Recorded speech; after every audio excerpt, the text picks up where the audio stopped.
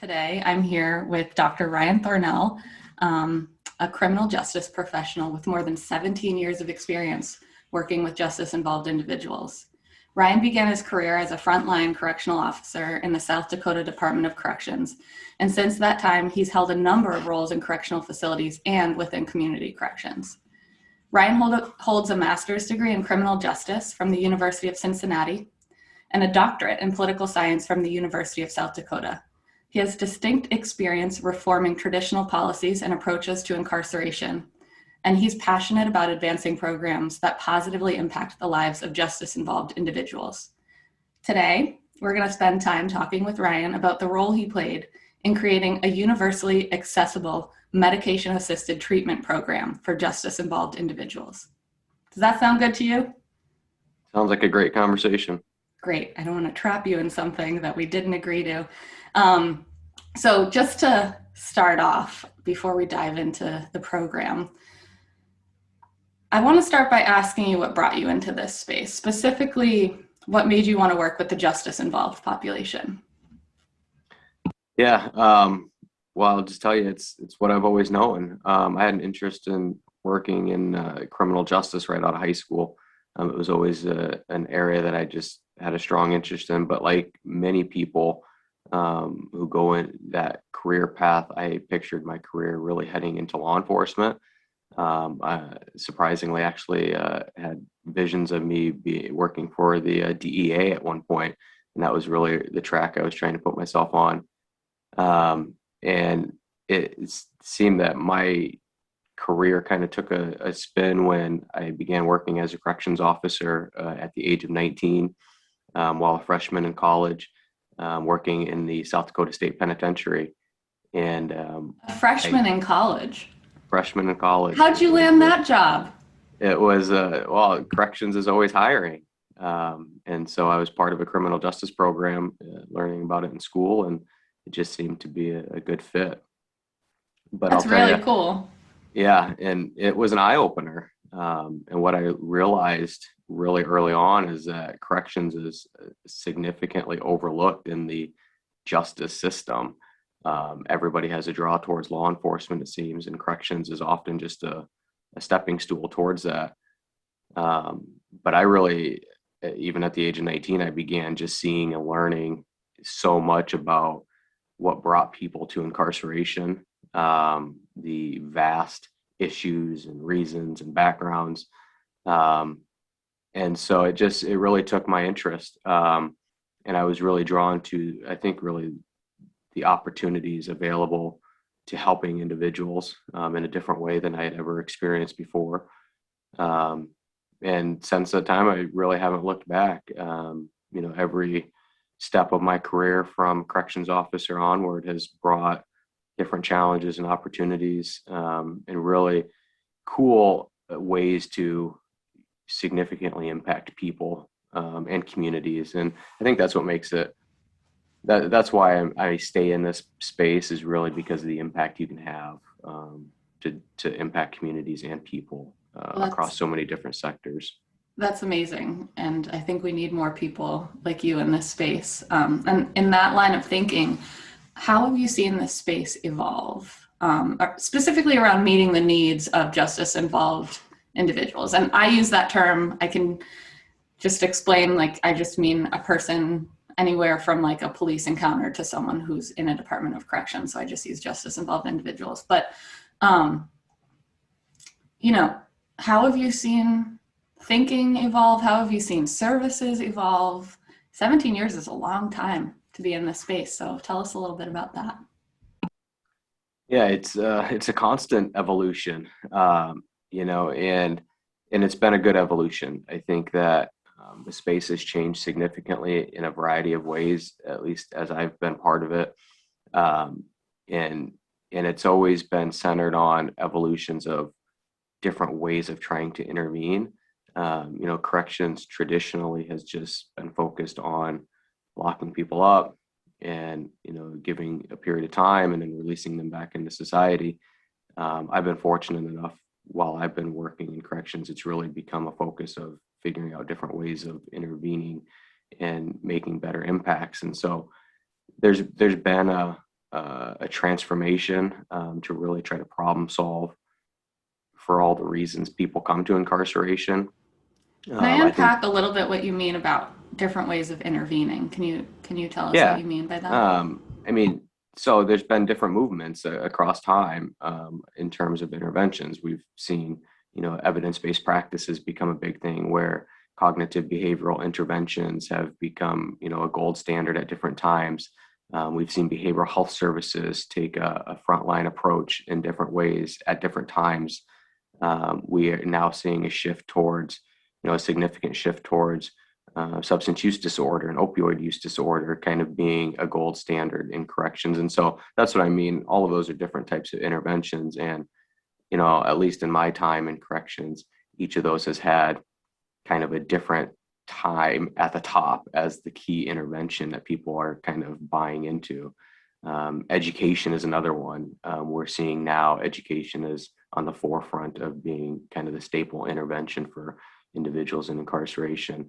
Do you think we're doing a better job now with I think we're doing education, mental health, and SUD? I think we're doing a smarter job. I think what I've really seen change is we've stepped back, at least in my experiences, we've stepped back from relying strictly on scientific research evidence, and we're doing a better job of really recognizing all of the factors that bring somebody to incarceration. And so it's not just about using one specific evidence-based practice. It's about identifying when somebody walks through the doors of the justice system, identifying what brought them there, or what factors brought them there, which could be, we have some individuals, it could be 5 to 10 different factors that bring them there. Education, mental health, medical, finance, homelessness. I mean, all of these different things, trauma, certainly SUD and OUD needs. And we now, I think part of the evolution now, when I say we're smarter, is we're recognizing the multitude of issues and figuring out ways to address those issues versus trying to just put everybody in one box with one program and one intervention. And so I think that's what, in the areas that are doing it right, I think they're becoming smarter, focusing on what I call the wellness of the individual, which is more of I would say, a holistic approach versus just singularly focusing on one issue. So that's what I think. That's the evolution. I think it's, and the more we evolve in that line of thinking, I think the better we understand individuals, and the better we release them from the justice system back into communities with a more well-rounded situation, hopefully to keep them in the community longer and stable longer. Yeah, that's great. And do you think we're doing a better job of empowering staff to be able to do these things? Because that's a huge component as the frontline folks, whether they're behind the wall in a Department of Corrections, prison facility, or a jail, or even the folks who are out on the street and responsible for arrest and de-escalation. Do you think we're doing a better job of empowering them to do their jobs differently? I think we are doing a better job. And I certainly think we have done a better job of recognizing all of those things you just mentioned as being necessary for frontline staff to be able to handle. I think that the view on whether it's law enforcement or correction staff and their specific roles have changed dramatically. It is not just about the traditional approach to problem solving. It's more about de-escalation. It's more about prevention. It's more about sustainability in the community and stability. And so that requires staff to be able to communicate differently. It requires staff to have a better understanding of mental health, behavioral health needs. And it requires staff to know about community resources that are available. And so we have recognized that in the justice system. And I think right now you're seeing unfold across the country, new training and new focuses on empowering staff in that way. And are you seeing folks be receptive to that? Are they craving that? Do they know they need that additional support? Or are there some who are maybe hesitant to embrace it? I certainly think for the majority of staff, they want that development. They want that new approach. There's always going to be staff who are more traditional thinking and take longer to come along on new things like this. But for the most part, staff really are in this business to help people. That's why people go into public service for the most part. And I think when we really sit down with the individual, we find that they want to do their jobs better. They want to learn what's new and on the cutting edge, and they want to have the tools available to them. Don't we all just want to have the tools available to do our jobs better? Um, I guess to dive deeper into a specific subject, uh, in the 17 years since you've been in the field, has OUD always been an issue, or is it bigger than it was when you first began? Yeah, that's a great question. OUD now is, from my vantage point, much more significant of an issue than it has been. Certainly, substance use disorder more broadly has been prevalent in the justice system, certainly in the correction system. But as we've seen in our communities, just in the last decade or so, OUD has become much more of an issue. But corrections is often slower to feel the impact of issues like that. And so it's only really become a prevalent issue in the corrections world, really just in the last 5 to 7 years. For me personally, I noticed it really shifting from my role when I was a corrections officer, more focused on security sort of approaches, and started shifting to more towards case management roles and administrative roles. You start stepping back out of that day-to-day interaction role, and you start better understanding incarceration and what leads to arrest and those sorts of things. And so you start seeing things like OUD present and all of the factors that lead up to that. The other issue, I think, or the other pressing piece that has brought it more to the forefront in the justice system more recently is it's now much more of a public discussion. There's much more attention focused on the impact of the opioid epidemic on the justice system, on corrections. People are actually reaching into the corrections system, which is typically a closed off sort of population, and asking us questions and trying to figure out, what we're doing and supporting the work we're doing, which is different. Who's reaching in? Who are the folks who are trying to reach in to figure out what's going on? So we have a lot of, advocacy groups, community service providers, peer recovery networks, public policy makers. I mean, the whole gamut, because they see the impact of this epidemic on the corrections population. And, we've learned that the epidemic has contributed a lot to incarceration rates and factors leading to incarceration. And so it's become much more of a public discussion, which has helped bring it to the forefront quicker than other issues have come up.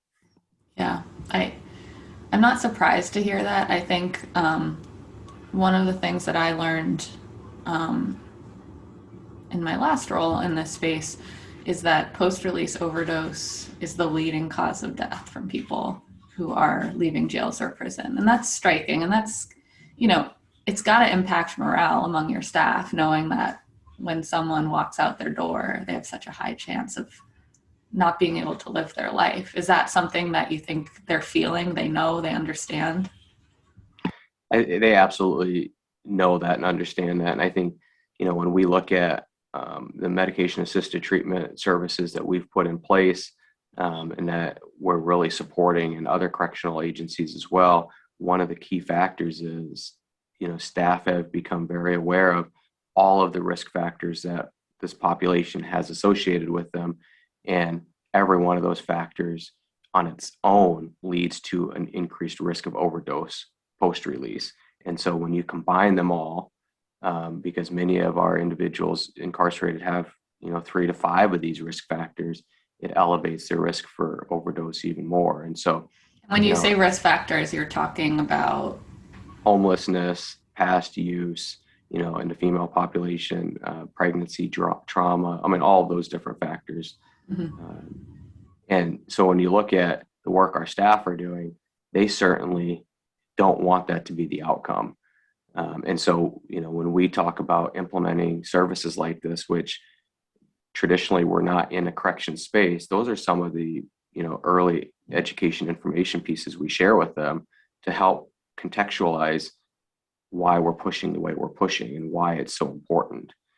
So often we focus in the criminal justice sector, we focus on recidivism and coming back to arrest and coming back to incarceration. And it's really helpful in this space to shift the focus away from that to more public health factors, and getting people to realize it's more than just keeping somebody from getting arrested again. It's about keeping people healthy, keeping people alive, and keeping them in the community. And so that's been a big education piece for all of our staff. I imagine so. Can I ask, did you always believe in medication-assisted treatment?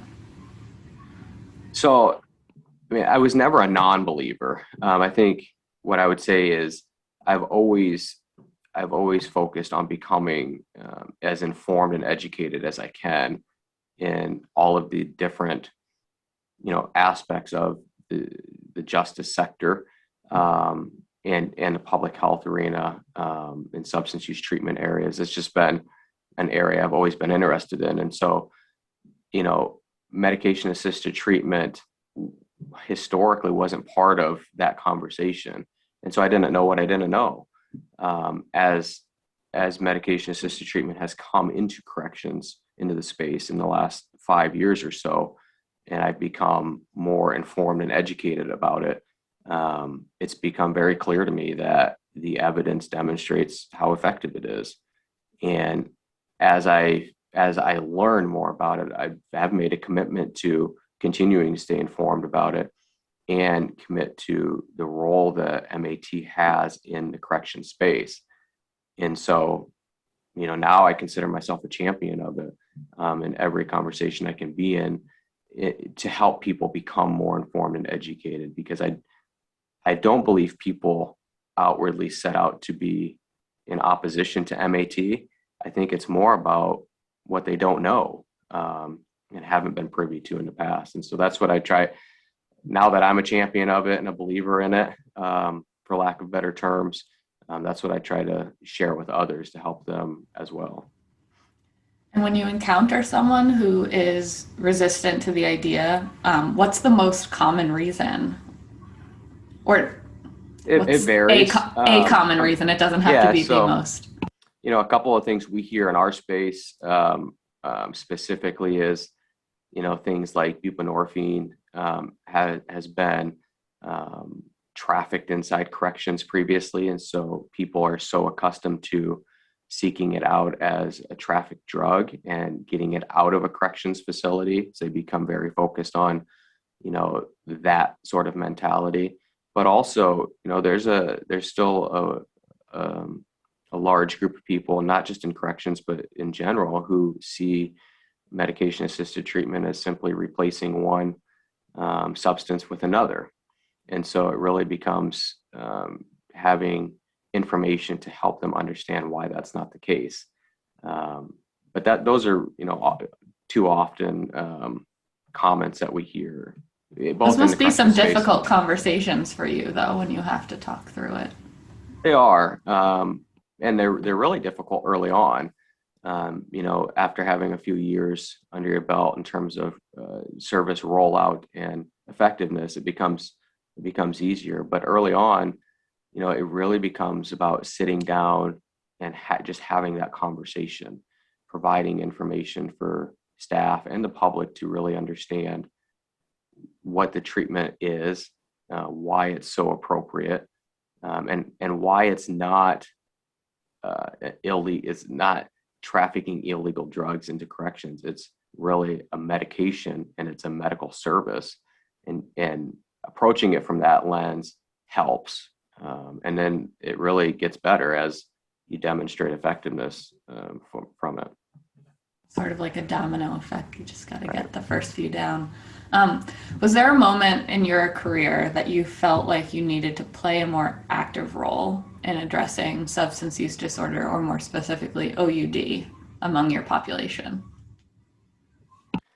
Yeah, there's really been a few different times in my career. Not only, I've had extended family members impacted by, SUD and OUD, including losing a family member to overdose several years ago. So Um, sorry. and so you experience that, um, and you try to keep that from impacting the professional work, but at the same time, those same factors really are part of the professional work. And so, you take that coupled with, I spoke a bit ago about a change in perspective when you get into more of a case management sort of approach. And early in my career, when I made that shift from being an officer to more of a case manager, I really witnessed the lack of resources um, that are really often experienced more in rural communities across states. And that really started opening my eyes to needing to do more to help address, SUD in this population and really the continuity of care. Um, and then when I, fast forward a couple of years, really just 2017, 2018, when overdose death rates really began getting publicly reported and getting a lot of public media and national attention. And we started having that shared with us from a policy making and public administration standpoint. Um, I was finally in a position where I'm able to affect change more on a policy level, programmatic level, and make those decisions. And so, I think, and now I'm able to directly address SUD and OUD in our population because of my role and the ability to make those decisions.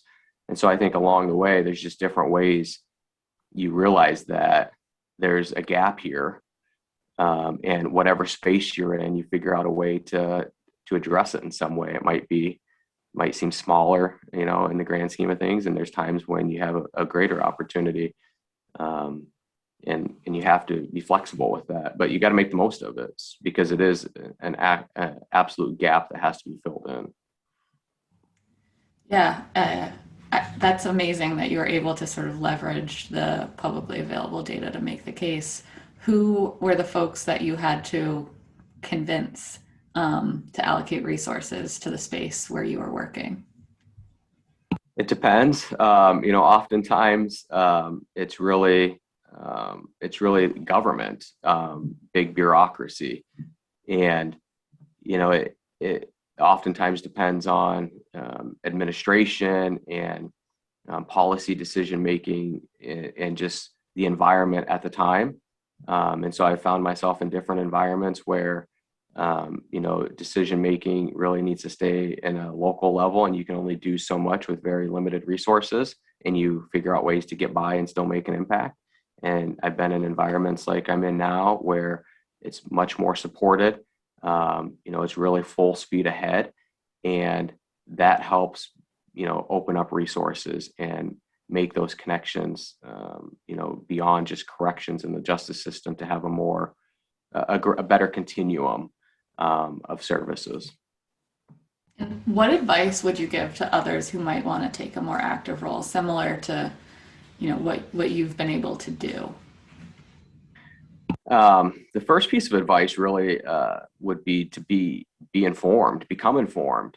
Um, you know, that's really what I challenge a lot of people with on a daily basis, not just in this space, but just in general, is become more informed about these different topics, these different public policy and public health issues, um, because we really first need people to start moving away from their old experiences, the old stories, and really shifting towards more modern solutions, things that we know are working.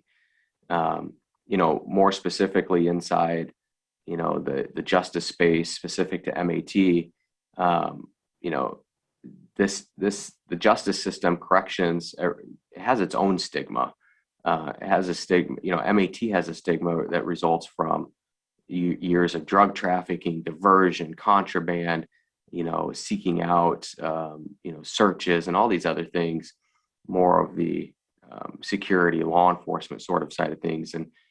And really, my advice in that regard is for people to really to challenge those stigma, and figure out ways to be part of changing that narrative, because we don't approach other medical issues, public health issues from that lens. And there's no reason that this is its own isolated treatment service that needs to be attacked that way. And so when we become more informed about the medical necessity of medication-assisted treatment versus it being a security threat, it really helps people get more comfortable, getting more comfortable with the discomfort of getting involved, I guess. So that's really the advice I give. I love that phrase, thinking of it as medical necessity rather than a security threat. Like, that's huge. And it's, we don't treat the other medical necessities, the other treatment options that we have available in our population, even in the community. We don't treat them the same way as we treat this. And to me, we really have to challenge that. There's so much stigma in this space that we have to break down those walls and really get people to understand what it really is and what it's really here for. Yeah, that's sort of why we've started this conversation series, because I think the more we talk about it in a way that's digestible, the more folks will engage with the idea that it can save a life. I want to pivot a little bit and talk about where you're seeing dollars go to address OUD, just from your perspective, because I imagine you see a lot more than the rest of us might see, given your position. Yeah, dollars come and go, right? And I think that we're seeing more locally dollars really going to focus on OUD, both in incarceration, but more importantly out in the community. And that's really been a shift here, just within the last 2 years, 2.5 years, as our corrections population has declined, crime rates continue to be low. We're focusing more on how we keep people in the community and where those gaps are in the community. And so shifting the OUD funds specifically, and also some of the SUD treatment funds more broadly, into community treatment areas, into community housing. Those are the areas that the dollars need to go to, and those are the areas the dollars are going to here. We know, not just in the Northeast, but nationally, housing is the most critical factor to somebody leaving the justice system back out into the community, and housing resources are scarce. And so, that's where we need to see dollars continue to go, is building up sustainable housing for individuals to, have a continuity of care plan that allows them to go into the community and stay there, and be in recovery for a long period of time. Historically, and still in some parts of the country, dollars are funneling towards incarceration specifically, or funneling towards law enforcement specifically, not focusing on OUD treatment factors the way they should. And that's when really, you say OUD treatment factors, you mean like community and social services that keep people well and in the correct. Community. And I'm talking about having those services in place to prevent the need for law enforcement and incarceration. So other folks could presumably do some of the de-escalation and prevention, so that it doesn't all land on the shoulders. Correct. Of corrections. These are not issues and problems that law enforcement or corrections should be the primary responders to. And funneling resources to ensure that is really where the priority needs to go. Could not agree more. But I think it means a lot more coming from you, so that's really helpful. I want to talk about data a little bit. How are justice-involved entities, so jails, prison, probation, others, collecting data to demonstrate success? Are any states, to your knowledge, tracking OUD treatment data and outcomes in a meaningful way in those settings? I think yes, and I would highlight, several states just in the New England area where OUD treatment is a priority both in corrections and in the community. Certainly Maine has prioritized this, but also Rhode Island, Vermont, and several other states who are doing a good job tracking treatment data and outcomes. Again, in the corrections and justice space, but also in the broader community. One of the challenges is success is measured in so many different ways. It really depends on who the audience is and what the entity is that's measuring it. In corrections specifically, with probation, jails, everyone included, we historically focus on recidivism. We focus on, overdose rates and other, more sizable measures, which, really are easy to track and easy to report on in some ways. But what I think we need to do a better job of, and again, you're seeing some states do this, specifically in the New England area, we need to focus more on basic measurements of success, short measurements of success, more positive outcomes for individuals. Things like, the number of individuals making their first community appointments, the number of individuals, complying with medication and continuing with medication, the number of individuals who have strong continuity of care plans, more broadly, but still at that individual level, the number of people who have employment, stable employment, sustainable employment, number of people who are maybe back in school, meeting benchmarks in education. Those are things that historically the correction system has not focused a lot on when it comes to data and measurement. But those are key metrics. We can arguably say the public health system. We don't even need to just say corrections hasn't done it well. I think we're evolving all over. I could not agree more with those, but I also don't want corrections to feel like they're the only ones behind. Right. But those are key metrics. For me, it's less important to know how many people are returning into the correction system, and it's more important to know, what individuals are doing when they're out in the communities, whether it's post-arrest or post-release from incarceration. How well did we do intervening and setting them up? To me, that's a better marker of success, and certainly what we should be looking at to help. And if we take more of a wellness approach, like I mentioned earlier, those are the things we should be more focused on as measurements of success. Yeah, I the wellness approach is so important. Really understanding, like, have they built a life once they have left? Do they have a reason to stay out in community? So on that note, what makes you hopeful? You've had a long time in this space and you've seen how far we've come so far, but what makes you hopeful for the future? There's a lot, and there's a lot, and it's that's what keeps me in the space. Quite honestly, pushing the way I push is there's still a lot of opportunity ahead, and there's a lot of great people interested in working hard to keep pushing in this direction. The evolution we spoke about, the evolution is real, and the evolution that we're witnessing now, just in the last several years, is really an evolution where we focus less on those traditional security, law enforcement sort of approaches, which are still important, but they need to be offset by a focus on really figuring out how we make these people better and give them a better opportunity. And I'm hopeful because there's significant conversation and action being taken in that regard. I mean that locally here in Maine, but also nationally, there are many states that are looking for ways to better the individuals in their care and custody and do so meaningfully. And that excites me because that means that we transition people out of incarceration into the community. We keep them there.